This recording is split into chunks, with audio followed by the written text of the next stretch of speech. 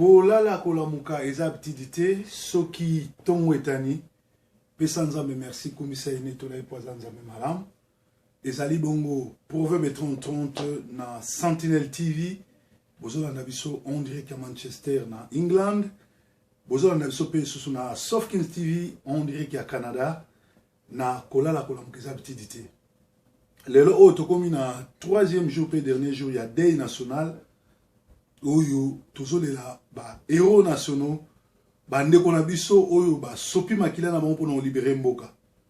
Alors na tongo na lelo to na pokwa na lelo na ebite tango ni utala video nzambe na nga a pambola moko na moko azolanda biso nzambe na ngai a visiter moko na moko azo soutenir biso boza ebele boza déjà ba fan to bandimi ya Proverbe 30-30 les pasteurs de la diaspora. Alors lelo eza 3e jour leçon ni tokoki ko retenir na makambo leki na Congo leçon tokoki ko retenir reali bana mboka nzambe asa livrer biso les Rwandais Kabila les criminels mokili mobimba eboyiye pe ba dongolo miso bakomi kobima. Alors na komaki mwa makambo awa po to yeba makambo ni tokolobela lelo kolala kolamuka eza petitité. Presse ezali 4e pouvoir na bitumba oyo tozobunda nango ya kobengana ba Rwandais kosila na kanambe na bandeko nyonso oyo ba zabongo ba okipa na Congo ekosenga ba ndeko nyonso tu oyo ba zaba journaliste ba chroniqueur to ba tu basala éveil patriotique bazala na langage moko pe bazala nanu ba patriote. Alors na révolution tozo sala mutu aza netre azate parce que bozalaki belé bobetami mabaku le bomoni Kabila a keko bimana Italie et papap na ebisaki bino ke eza lokuta Kabila babetaki masasité Kabila azalaki bongo na Dubai esika pilote na ya kimaki pe yango moni à partir de Dubai nde aye Italie atikala jamais kokende Kinshasa banda makambo to esalami. Alors il aurait comme si a apparaître et pas pape. Pape moko criminel, pape moko bololé. Parce que ceux qui sont dans l'église catholique, dans l'église catholique, parce que moutoua ou tu ko boma bato, moutoua za criminel bakoko yamba été. Peu importe rendez-vous à lagi. Peu importe kanda pape, soka linga lobele makamunini, akoki ko yamba na Vatican te, parce que balobé za saint lieu, bakoko ko yamba un criminel te. Alors le pape a yambié. Malgré le belaki makamakasi, malgré il y a une vie après la présidence, c'est-à-dire Kabila il y a une vie pour naïe zali kufa tous ces pays, mais nazali contre na makampapa sali parce que Kabila pour naïe a se remonter le sous na scène internationale pour outi et pas pape. Alors nakatia makambo bitumbo tozana osoko ki mutalobi aza netre c'est qu'azu par occupation. Batu bazana komba bako traité lokola traître. Congolais moko te atinda mutu akomela ye journaliste. Mais mutu tout o azana conscience, azana sens ya patriotisme, azana sens ya kolinga mboka. Ezali devoir na ye ya ko informer baninga na ye, ya ko kotsa réveil pe éveil patriotique ndenge Proverbe 30-30 Didier forme la personne qui vous parle le pasteur diaspora salaka ndenge ndeko nanga mweka son Gino Will na state à Salaka, ndenge moko ekanga na Londres à Salaka, ndenge moko pasteur Bobo à Salaka, ndenge moko ndeko na ngai oyo to bengi na Selezino, soka yeko bimaboyebi bien que Selezino akoya ko lamusa bino, akoya ko dénoncer. Mutu mususu azo travailler bien malgré za mutu akatumbi ezali Eliezer. Eliezer le raye bo moni position na ye bien que azali no position alingi pouvoir aussi là. Malgré azokumisa nani Moïse mais ça na batu mususu ozomona ye alobi aza netre nzoka aza netre te mais c'est un collabo parce que na masolo na ye na attitude na ye azo soit part ya un criminel ko benga président ko pese ba respect alors biloko wana nde tolingi yango te. Alors soki oye na net il faut oya na apport na yo ou oye na port ba émission zo sala pour éveiller batu et libérer Congo et ça la quelque chose dans mboka Congo. Yoko yate na net na ba émission moko po bima lokolo za intouchable po ba no kumisa ba occupant pour bana koloba ke yo zali professionnel entre tant que professionnel wana Hollande obenga ko Hollande, Obama obenga ko Obama, mais Kabila ozo benga président. C'est-à-dire ozo pese ba honneur oyo a cause na ngote. Alors biso batu tout ya molimo, biso batu oto tonda molimo, to zalaka na ndenge ya ko dieba ke muto aza collabo to muto aza na bisote. Alors to kumisi nzambe to netolié to pesi nzambe merci pour na ngonga nyos to lekisi. To pesi nzambe merci ndenge azo ko compatir pe azo soigner ba cœur brisé. Ya bana nyonso tuna ba papa o tozo lela lelo o makila na bango ekei tozo promettre bango ke makila na bango etangi pambate parce que makila wana ezali na utilité pe to ko vengeance. Alors ndenge na lobaki ete bilomo bomoni bolobi bien que batu dimanche balamusi biso Kabila kufi Kabila bebete masasi Kabila bebete masasi, mais après bato nyonso tu basala ba vidéo wana bomona inga na yeko telema na yesi bino Kabila kufite eza ba jia bato ane Kabila azali pe okomona bato wana nyonso tu babimisaki mutuko lobake babeti Kabila masasi basali eboy aza état grave l'air Kabila bimi na Vatican batikali ko bimata te basenga sorry to ba présenter besquise nga bato balandaka Sentinelle TV soki na pesa information oyo ezali ya mabe ba pesa nga na ndenge mabe soki bimi na kozonga na s'excuser pe na pesa point de na ebisa bango point de vue nanga pe na eba ndenge ni na sali erreur wana, mais bato wana bazo bima kosenga pardon te ba kosenga pe pardon te po bazali ba agent ya diable bazali ba agent ya PPRD bazo so mbongo ebele bomonaki dernièrement awa muzito apesi bokechu kaka 1500 € akomi kolenga do bato wana ba yena combattre po na kolinga mboka ba yena komba uba sala kombo uba lia mbongo e biso tu bakolo ba site ba proposer biso ba mbongo ba miso bazwa biso tozo continuer. Et puis ça na garçon mo azala na Lyon comme on est parfait kanku aza muto aner aza garçon le plus dangereux oyo azo sala ba masolo pona kosomba bato parce que baza bato balingi mbongo mini. Alors nazaki étonné na komona ke bato basali vidéo ya ndenge wana pe bato balobelo komoko te et bato babenga kinga ba la musinga ba bi me pasteur ba maman musu ba limba ko evanyu ba maman musu ba lelile ba moni Kabila bimi en bonne santé azali bongo papa ngala bi maman na yebisa bino ke azana ye en bonne santé eza ba je ba salaka ba futi bato ba lobi baza netre ba kotsa bino loko ndengwa po ba lemisa bino ye wana bimi malgré ko bimi papa malgré papa gangeli yebisa il y a une vie après la présidence de la République ye wana azo continuer na ye ko s'en foutre na bibemba ba congolais yango moni na sali vidéo oyo po natali sabino bato belé baye na net bato belé bozo landa bango bozo kanisa bazana biso te baza ba collabo muto nyo surtout azo benga Kabila président muto nyo surtout azali net muto nyo surtout ayaka na information te po ne congolais asepela azali traître muto tu awa bimiselo ke Kabila kufi tu etu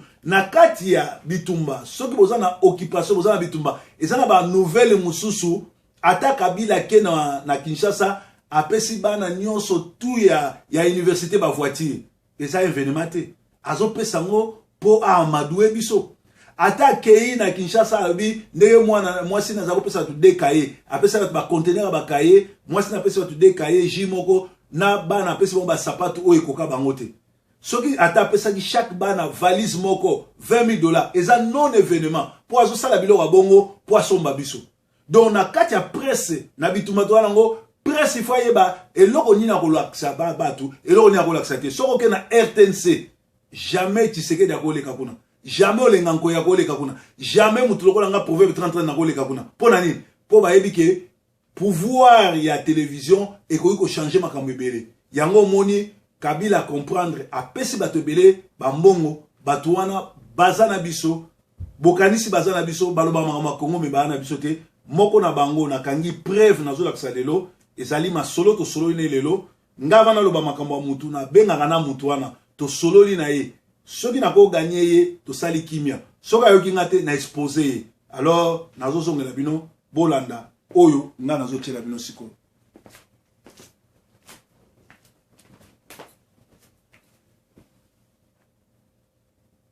Bandeko batali journaliste oboyebi asala musala ne kitoko mais na yebi te nani apesaki ye mandat aloba pona peuple nani atindikaki ye akoma journaliste ngana koloba te bolanda maloba ezouta na monoko na ye po boyeba ke aza na biso te azali kolabo après na kotalisa bino masolo tosololi nga na ye makambo alobi pe bino moko na bandako na bino boko décider soki moto aboye bokoki kolanda lisusu to moto aboye akokosa susu na confiance alobela makambo ya Congo koti ba peti article surtout biloko ya internet tala très bien date nango mingi ba komaka na se wana rédiger le au moins date za wana ou bien publier le à partir wana koyi ko se situer oyeba article wana ezalaki publier mu kolonini soki eza kala koyeba eza kala soki eza sika koyeba non eza sika. Alors nawe etali makambo manipulation. Je vous donne encore un autre exemple. Ndenge ba service à renseignement fonctionnera parfois. Boyebi na 2011 après l'élection, tout l'élection, on les a entachés d'irrégularité, Bamsou Balobi non conforme à la vérité et à la justice, Bamsou Balobi qui non une fraude massive, ainsi de suite. Le président Kabila a une mauvaise posture. Ma communion sauté de la gare, d'ailleurs, vous dites, vous avez organisé l'élection, ce qui tricherie est zalagi, est allié. Vous voyez bien, très bien. Mais qu'est-ce qui s'est passé après? Ma soeur, une yogaïté. Non, président Kabila, je dis, bon, président Kabila, a place telle, non, tout ça. Je vous ai raconté l'émission, on a ça, en Allemagne. Non, président Kabila, a un asile psychiatrique. Même si, bon, comme il y a monnaie, quand on a photo de langue, oh non, on a oh, mais non, non, comme on diffuse, on a des collabos. Voilà, nous comprenons. Mais, en réalité, président Kabila, vous voyez qu'il y a ça, il y a ça, nzoka zaki ne sobe na film na ye na kondelungu kuna na ni côté na katanga kuna avant na ye ti ya ego bima na série ya tanka tumba mwanke akufi pour ko détourner ba attention à batu par rapport à ba service à renseignement minimum basalaka. Donc bref tout clore par parenthèse voilà de toute façon le but que rien n'est arrivé au président. La preuve image ya on a besoin nango azalaki na Vatican na pape. Donc, dans l'information, tout ça, dans le série, tout le temps, il va me dire, monsieur, que non, le pape a reçu le président Kabila de Fabien Azalaki, mais content. Surtout les bandeliers, ils sont là-bas. Et le Okangani et tout ça. Basolo Nini, on a tout évité. Les mêmes médias, après, ils ont détendu. Le président Kabila Azalaki accompagné la délégation, sur 12 personnes. Na Katikuna, ministre Josi Tambo Mwamba. Na Remoti Banda. Mais Nicolo, il y a quand même moins de gens apparemment a commis Moutoumoko très très proche du président. Déjà, je vous dis qu'il fait partie du C6, du conseil des 6, dont le plus proche conseiller stratégique du président.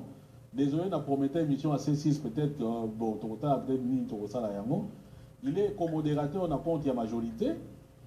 Et dans le voyage, tout le président Nicolo Azawana, Azalaki Naye. Tout ça. Mais d'autres pas ces ministres-là, ce sont les ministres qui sont impliqués dans le Congo. Ceux qui sont comptables. Et puis qu'il y a l'intérêt, tout ça, ils ont des choses. Bon, enfin, on ne va pas entrer dans la mais bon, et tout le modèle, il y a Mbokanabiso. Donc, je disais, à la délégation, moi, il y a 12 personnes. Ma campagne, rien à filtrer. Mais on peut au moins avoir une idée, ceux qui n'étaient pas mécontents, notamment, dans ma campagne, les Karamboka, tous les jours, Bazokoufa, na S et ainsi de suite.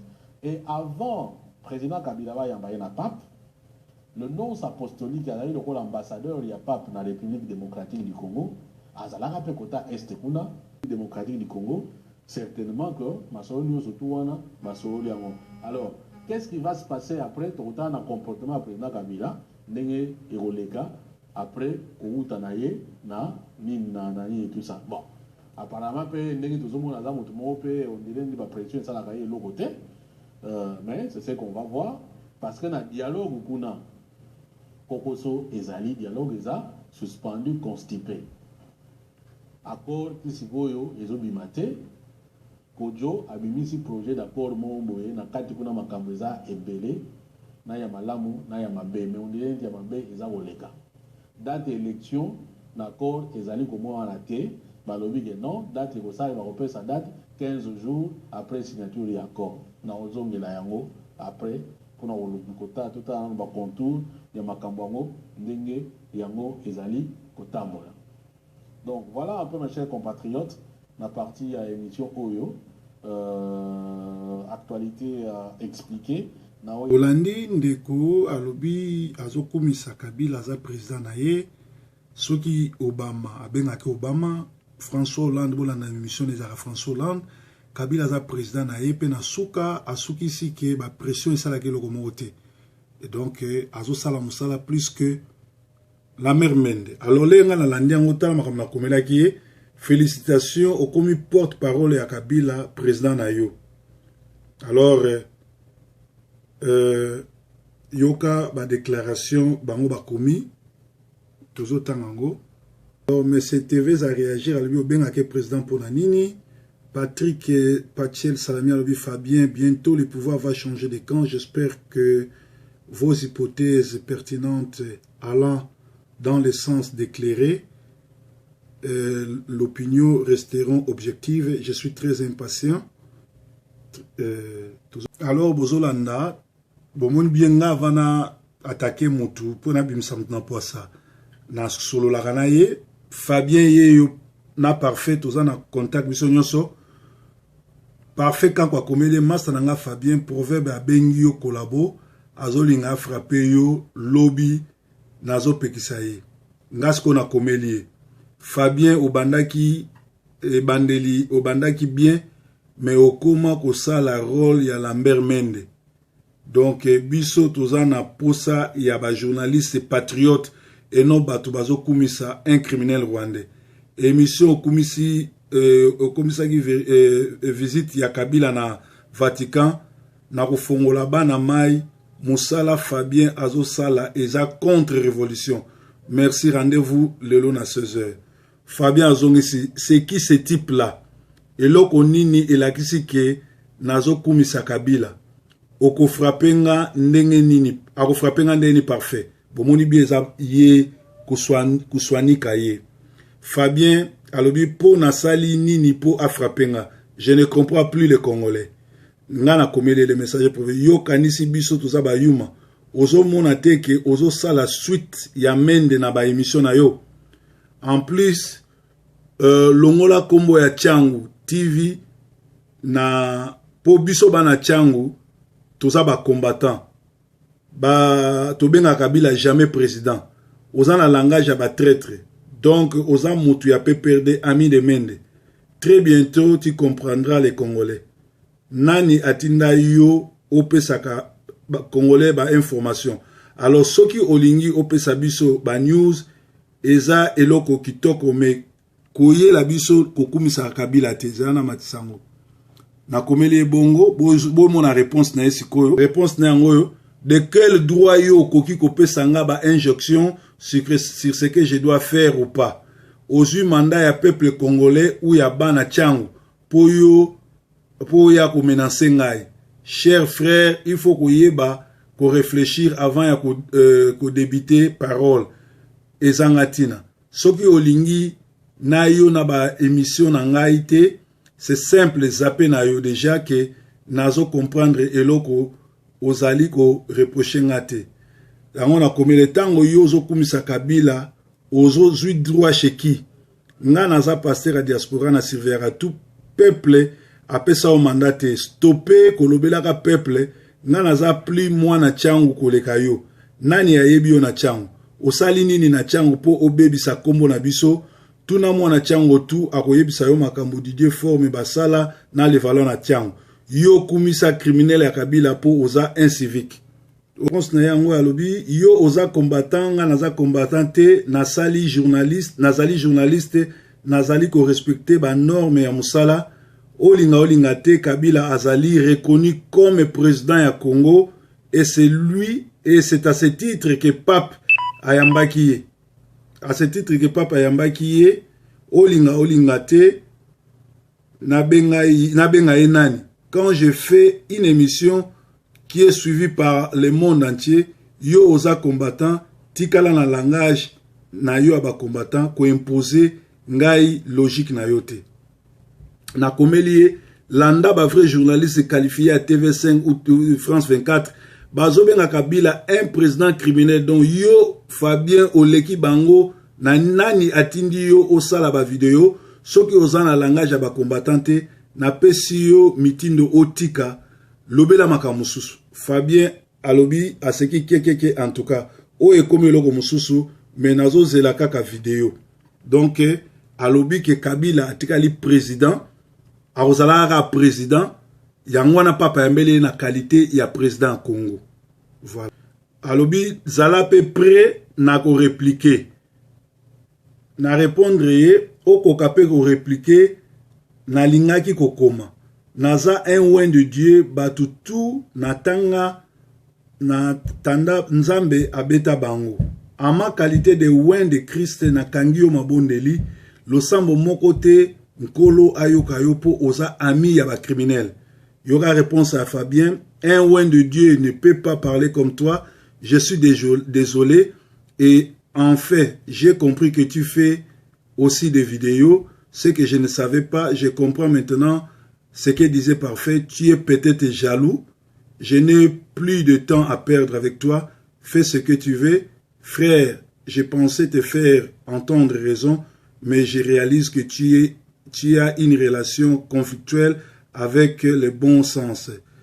Passe ton chemin, tes intimidations, j'en que foudre, pêche-toi. Donc, pour na ye Fabien, amitali bien, amitali vraiment bien, mais retaleli, pour na ye ngai nazali jaloux, na makambo nga na zoloba. Donc, reproche nga na saliye, batu bele ba komelie, batu bele ba yebisiye, alors yango ye abengi nga jaloux.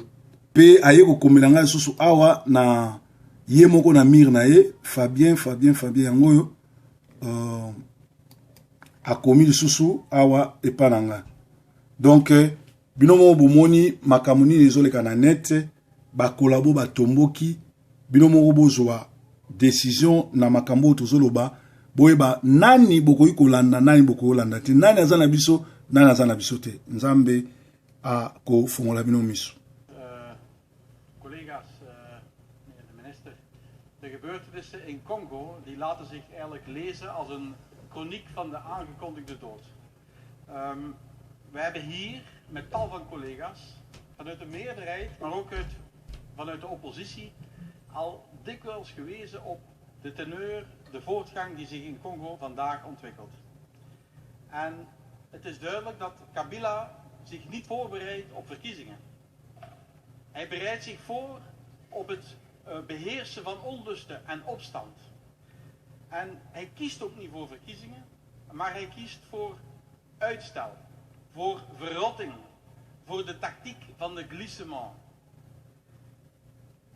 Collega's, na de gebeurtenissen van de voorbije dagen is duidelijk wat iedereen verwacht had. Bandeko batali bolandi ba député belge balobi ke Kabila azo se préparer à sala ba guerre, à boma sala rébellion.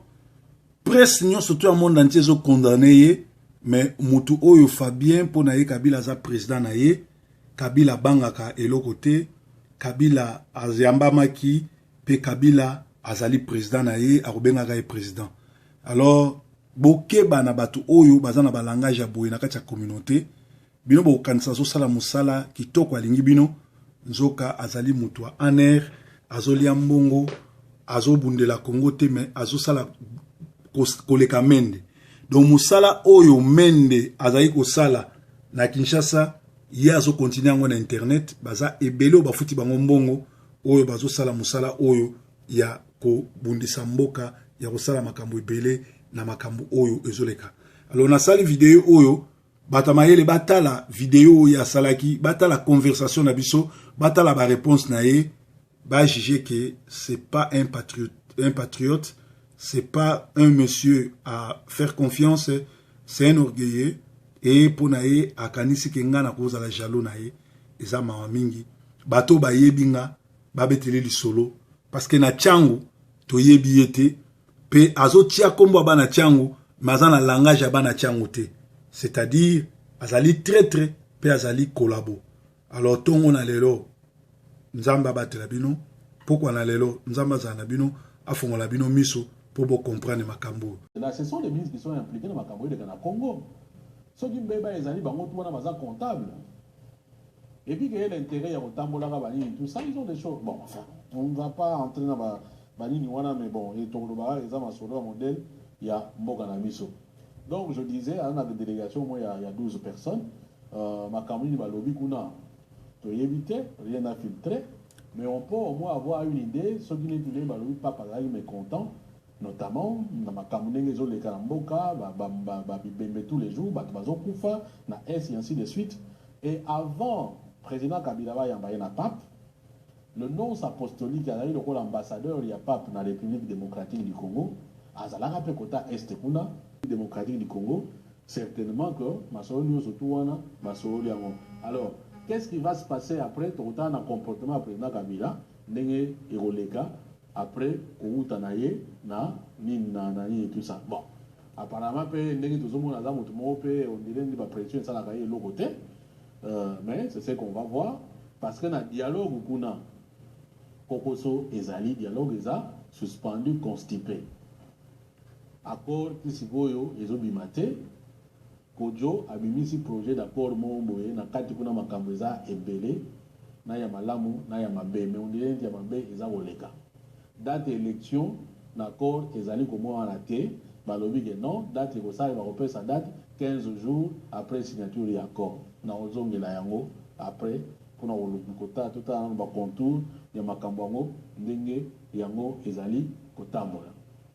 Donc voilà un peu mes chers compatriotes la partie à émission Oyo actualité expliquée.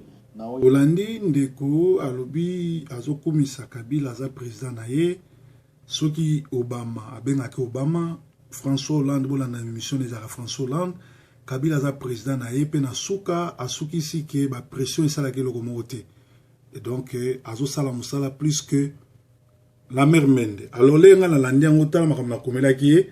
Félicitations au commis porte-parole à Kabila, président Nayo. Alors, yoka ba déclaration bango ba commis toujours tangango. Alors, M. TV a réagi à lui au bien avec président pour Nanini. Patrick et Pachel Salami a dit Fabien, bientôt le pouvoir va changer de camp. J'espère que vos hypothèses pertinentes allant dans le sens d'éclairer l'opinion resteront objectives. Je suis très impatient.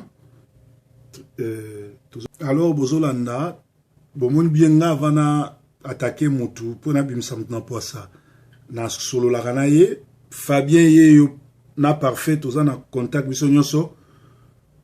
Parfait quand quoi comédie master nanga Fabien proverbe a bengi yo collabo azolinga frappé yo lobby nazo pekisaye. Ngasko na comédie. Fabien Obandaki Bandeli Obandaki bien mais okoma ko ça la rôle ya Lambert Mende. Donc biso tozana posa ya ba journaliste patriote et non batu bazo kumisa un criminel rwandais. Émission kumisi komisa ki visite ya Kabila na Vatican na kofongola bana mai musala Fabien azo sala eza contre révolution. Merci, rendez-vous le long à 16h. Fabien Azongisi, c'est qui ce type-là? Et l'oko nini et la kisi ke nazo kumisa Kabila. Oko frappenga ndenge nini, ako frappenga ndenge parfait. Bomoni bieza ye kuswani kaye. Fabien alobi po nasali nini po a frappenga. Je ne comprends plus le Congolais. Ngana komele le message pour yo kanisi biso toza ba yuma. Ozo monate ke ozo sala suite ya Mende na ba émission na yo. En plus longola kombo ya Changu TV na po biso bana Changu toza ba combattant. Ba tobenga Kabila jamais président. Oza na langage ya ba traite. Kolala kolamuka eza petite soki tongo etani pesa nzambe merci commissaire Netola epoza nzambe malam. Ezali bongo Proverbe 30 na Sentinel TV. Bozola na biso on dirait qu'à Manchester na England.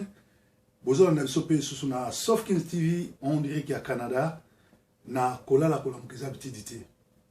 lelo oyo comme na 3e jour pe dernier jour il y a deuil national oyo tozolela ba héros nationaux bandeko na biso oyo ba sopi makila na bango mpona libérer mboka. Alors na tongo na lelo to na pokwa na lelo na ebite tango ni otala vidéo nzambe na nga apambola moko na moko azolanda biso nzambe na ngai a visité moko na moko azo soutenir biso boza ebele boza déjà ba fan to bandimi ya Proverbe 30 les pasteurs de la diaspora. Alors lelo oyo eza 3e jour leçon ni tokoki ko retenir na makambo eleki na Congo. Leçon tokoki ko retenir reali bana mboka nzambe asa livré biso les Rwandais Kabila les criminels mokili mobimba eboyiye pe ba dongolo miso ba komi ko bima. Alors na komaki mwa makambo awa po to yeba makambo to kolobela lelo kolala kola mokisa petitité presse ezali 4e pouvoir na bitumba oyo tozobunda nango ya kobengana ba Rwandais kosila na kanambe na bandeko nyonso oyo ba zabongo ba okipa na Congo et kosenga ba ndeko nyonso tu oyo ba zaba journaliste ba chroniqueur to ba tu basala éveil patriotique bazala na langage moko pe bazala nanu ba patriote.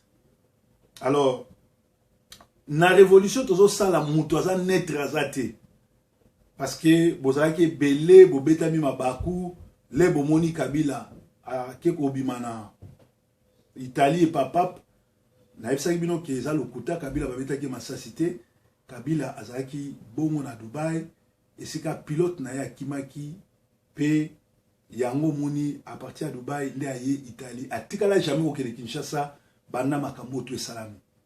Alors il aurait comme si nga aye ko apparaître et pas pape moko criminel, pape moko bololé parce que ceux qui nga nazaki l'église catholique na kolongwa l'église catholique parce que muto a utuko boma bato muto aza criminel bakoko yamba été peu importe rendez-vous alaki peu importe kanda ya pape soka linga lobele makambo nini akoki ko yamba ye na Vatican te parce que balobi eza saint lieu bakoki ko yamba un criminel te.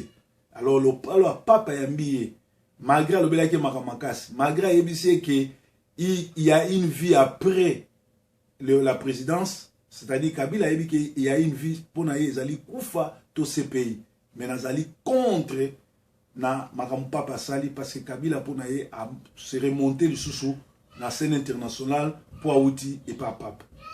Alors nakati ya makambo bitumbo to zana soko ki mutalobi aza netre c'est qu'azui par occupation batu baza na combat bako traiter lokola traître Congolais moko te atinda mutu akomela ye journaliste mais mutu tout o aza na conscience aza na sens ya patriotisme aza na sens ya kolinga mboka ezali devoir na ye ya ko informer baninga na ye ya ko kotsa réveil pe éveil patriotique ndenge Proverbe 30 Didier Forme la personne qui vous parle pasteur diaspora salaka ndenge ndeko nanga mwika son Gino Will na state salaka ndenge moko ekanga na Londres a salaka ndenge moko pasteur Bobo a salaka ndenge moko ndeko nangai oyo to bengi na Selezino soka ye ko bima boyebi bien que Selezino akoya ko lamusa bino akoya ko dénoncer mutu mususu azo travailler bien malgré ça mutu akatumbi ezali Eliezer le raye bomoni position na ye bien que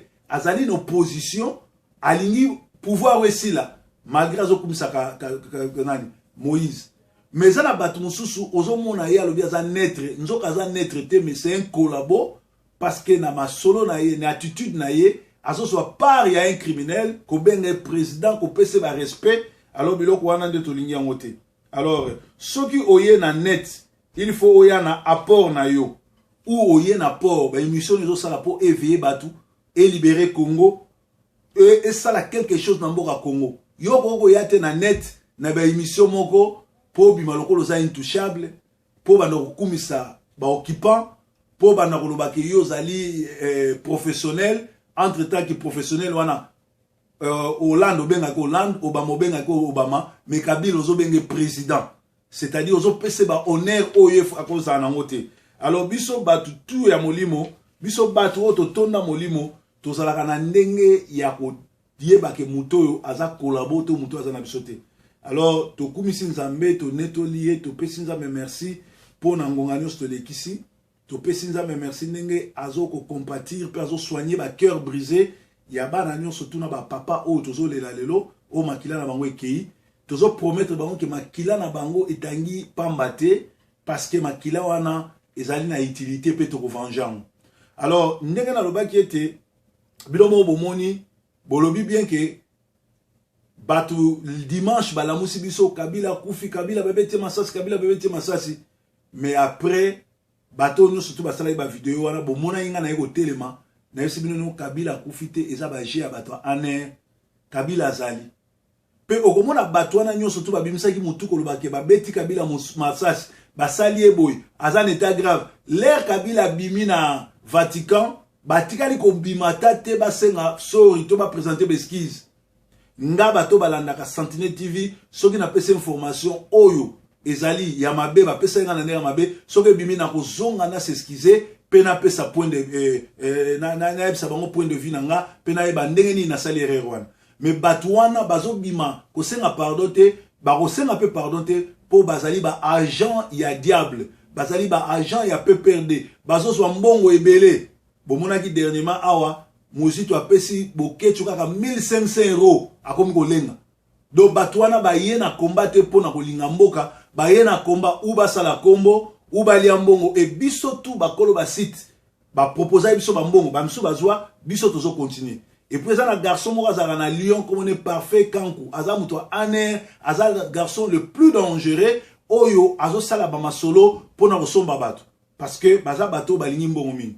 Alors nazaki étonné na komona ke bato basali video ya ndenge wana pe bato balobi eloko moko te e bato babengaki nga balamusi nga babi me pasteur bamama mosusu bali bakweva nyu bamama mosusu balelile bamoni Kabila bimi en bonne santé azali bongo epapapa nga nabi mama nayebisaki bino ke aza na ye en bonne santé eza baje basalaka bafuti bato balobi baza netre bakotisa bino eloko ya ndenge wana mpo balemisa bino ye wana bimi malgré akobimi papa malgré papa gangeli ya il y a une vie après la présidence de la République, Yewana azo continuer na ye ko s'en foutre na bibemba ba congolais. Yango moni na sali vidéo oyo po Nathalie Sabino bato belé baye na net, bato belé bozo landa bango, bozo kanisa bazana biso te baza ba collabo. Muto nyo surtout azo bien Kabila président. Muto nyo surtout azali net. Muto nyo surtout aya na information te po ne congolais a sepela azali traître. Muto tu awa bimiselo ke Kabila kufi tu et tout. Na kati ya bitumba, soki boza na occupation boza na bitumba, ezana ba nouvelle mususu ata Kabila ke na Kinshasa apesi bana nyonso tu ya université ba voiture. Eza événement te. Azo pesa ngo po amadoué biso.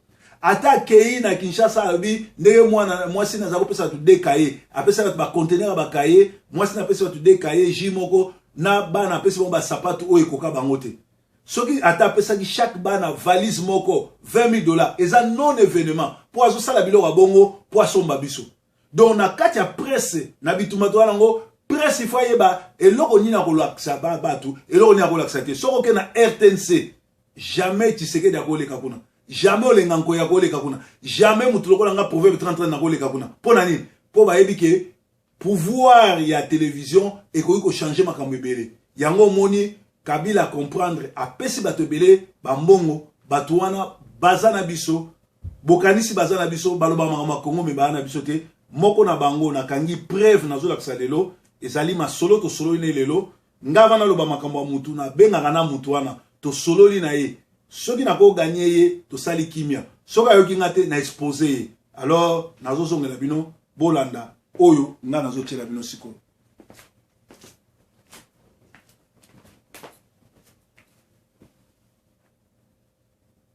Bandeko batali journaliste oboyebi asala musala ne kitoko mena yebite nani apesaki ye mandat aloba pona peuple nani atindikaki ye akoma journaliste ngana koloba te bolanda malobe ezouta na monoko na ye po boyeba ke aza na biso te azali kolabo après na kotalisa bino masolo to solo linga na ye makambo alobi pe bino moko na bandako na bino boko décider ce qui mutu aboye boko ko lande susu to mutu aboye akoza susu na confiance alobela makambo Congo.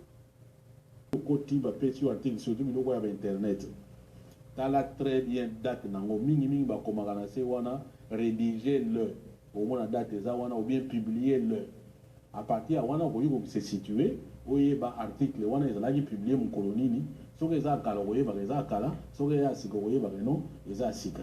Alors na o etali makambo ya manipulation. Je vous donne encore un autre exemple. Ndenge ba service à renseignement fonctionnera parfois. Boyebi na 2011 après l'élection, l'élection, on les a entachés d'irrégularité, Bamsou Balobi non conforme à la vérité et à la justice, Bamsou Balobi qui non une fraude massive, ainsi de suite. Le président Kabila a une mauvaise posture. Makamunyo sauté de la gare, Bazaro, le l'élection. D'ailleurs, vous dites, vous avez organisé l'élection, sur les tricheries, et Zalagi, et Taliété. Vous voyez bien, très bien. Mais qu'est-ce qui s'est passé après? Maçon Yogaïté.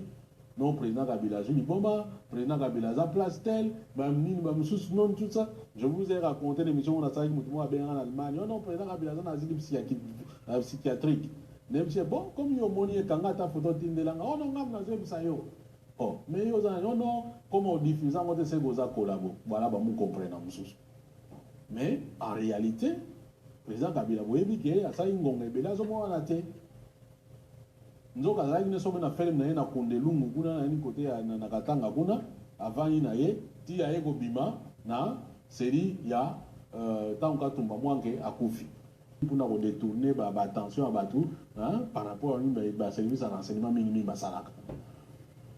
Donc bref, tout clore par parenthèse voilà de toute façon le but que rien n'est arrivé au président. La preuve image ya on a besoin monango azalaki na Vatican. Na pape. Donc, dans l'information, nous avons c'est que tant que les médias non, le pape a reçu le président Kabila de Fazalaki mécontent, surtout les bandeliers, ils sont là-bas.